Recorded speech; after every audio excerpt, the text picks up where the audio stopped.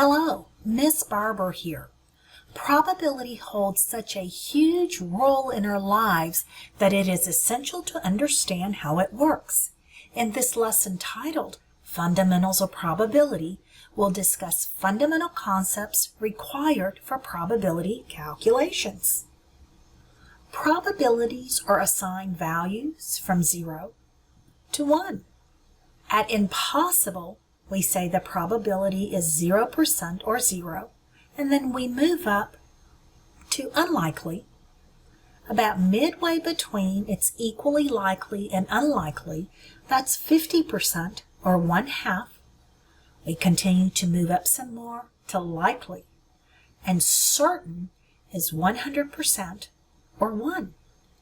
The closer a probability of a given event is to 1, the more likely it is for that event to occur. The closer a probability of a given event is to 0, the less likely it is for that event to occur. Let's get some definitions down. 1. An experiment is a controlled operation that yields a set of results. 2. An outcome is a possible result of an experiment. 3. An event, usually denoted by an uppercase letter, is a subcollection of outcomes of an experiment.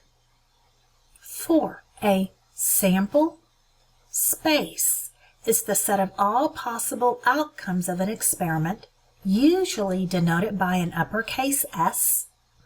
5. The sum of the theoretical probabilities of all possible outcomes is 1. Probabilities. Empirical probability, also referred to as relative frequency, is a probability derived from actual experimental data. P of E, that's the probability of the event E, is equal to the observed number of times an event E occurs, denoted lowercase n of E, divided by the total number of observed occurrences, denoted by n of uppercase S. Theoretical probability is the probability when each simple event in a sample space S is as likely to occur as any other. Then the probability of an arbitrary event E in S is given by the probability of event E is equal to the number of elements in E divided by the number of elements in S. Normal people live in an empirical world. Many say that mathematicians live in a theoretical world. Example: 1 marble is selected from a box containing 4 red marbles and 6 green marbles. Determine the following probabilities. Part A, getting a red one. We want our event to be a red marble. So the number of elements of that event E is 4. There are 4 red marbles. The number in your sample space is the sum of all of them. So that'll be 4 plus 6, or 10. We compute the probability of an event E as the number of elements in that event divided by the number of the sample space, which is 4 divided by 10, and that simplifies to 2/5. Be able to express that as 40% as well. Let's do part B, getting a green one. That means our event E will be getting a green marble. The number of elements that allow for getting a green marble, well, that's 6 because there's 6 green marbles in that box. The number in the sample space is 10. You got 4 red marbles plus 6 green ones, that's 10. The probability of event E is equal to the number of elements in the event divided by the number of elements in the sample space. For this setting, it'll be 6/10 which can be reduced to 3/5 and can also be expressed as 60%. Deck of cards. A standard deck of playing cards consists of 52 cards, 4 suits of 13 cards each. The suits are red hearts, red diamonds, black clubs, and black spades. Each suit consists of an ace, cards numbered 2 through 10, and 3 face cards of jack, queen, and king. In play, the face cards are considered higher value than number cards, with each value increasing from jack to queen to king. The value of an ace depends on its position in play. After a king, it is highest.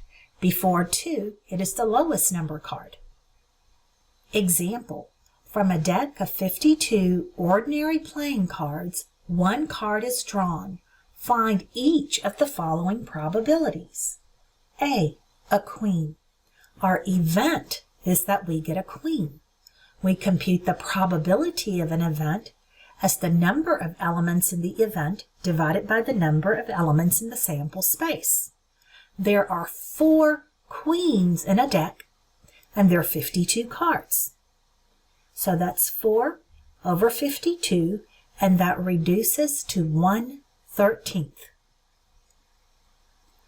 Part B, a spade. The event is a spade.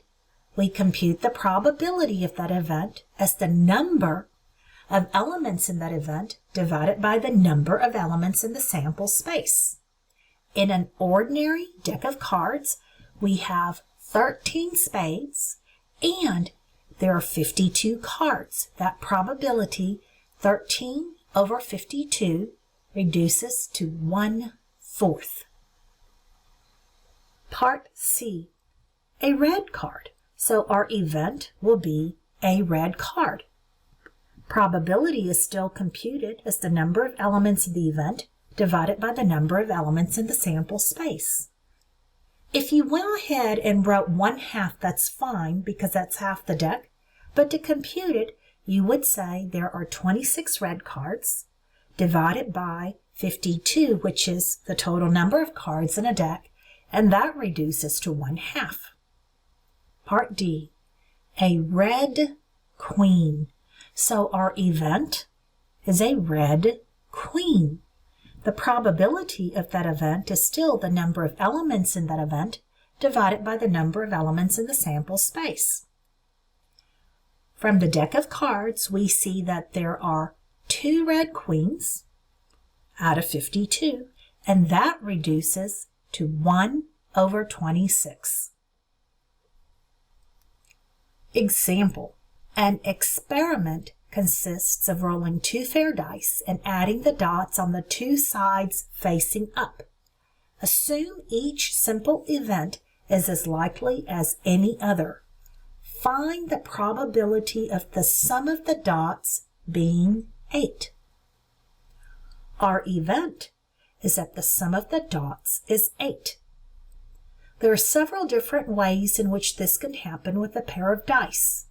You can get a 2 on one die and a 6 on another, or 3 on one die and 5 on another, 4 on one die and get a 4 again, or you can get 5 on one die and 3 on the other, and one more way to get a sum of 8. 6 on one die, 2 on the other. Count them. 1, 2, 3, 4. 5 different ways to get a sum of 8. Now we need to look at the sample space, which is all possible sums of rolling 2 dice. Here we're going to use the counting principle and know that for the first die, you've got 6 possible outcomes. Likewise for the second, 6 possible outcomes. So your sample space is the product of the 6 and 6, which is 36. Now we're ready to use the probability formula. The probability of event E, which is the event of getting a sum of 8 is equal to the number of elements in that event divided by the number of elements in that sample space. In that event, we found 5, and in the sample space, 36. So that probability is 5/36. Example. This is from Thinking Mathematically, 7th edition, author Blitzer, Pearson Publisher, page 720. In 2015, there were approximately 254 million Americans 15 or older. The following table shows the distribution by marital status and gender of this population. This table has 6 columns and 4 rows. The columns are labeled married, never married, divorced, widowed, and total. The rows are labeled male, female, and total. Reading across, for male, we've got 66, 43, 11, 3, and 123. For female, we have 67, 38, 15, 11, and 131. And for the totals, we have 133, 81, 26, 14, and 254. A person is randomly selected. Determine the following probabilities. A. The person is male. Let's locate male on the chart, and that's first row. Go to the very last column. That total is 123, and we'll divide that by the total in the population, 254. Let's do this for part B. The person has never married. Let's locate the column labeled never married, and then go to the very bottom of that column. That total is 81. And we'll divide by the total in the population, which was 254. Part C.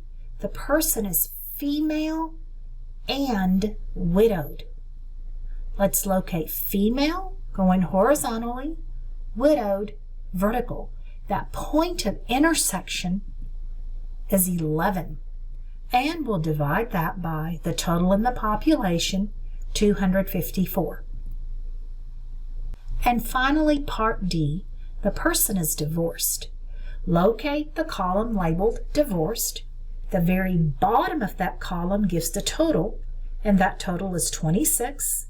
And we divide that by the total population, which is 254. Remember, these are in millions. And finally, part E, the person is never married and widowed. This I'm going to leave it to you, but I'll give you a hint. What is the prerequisite to being widowed?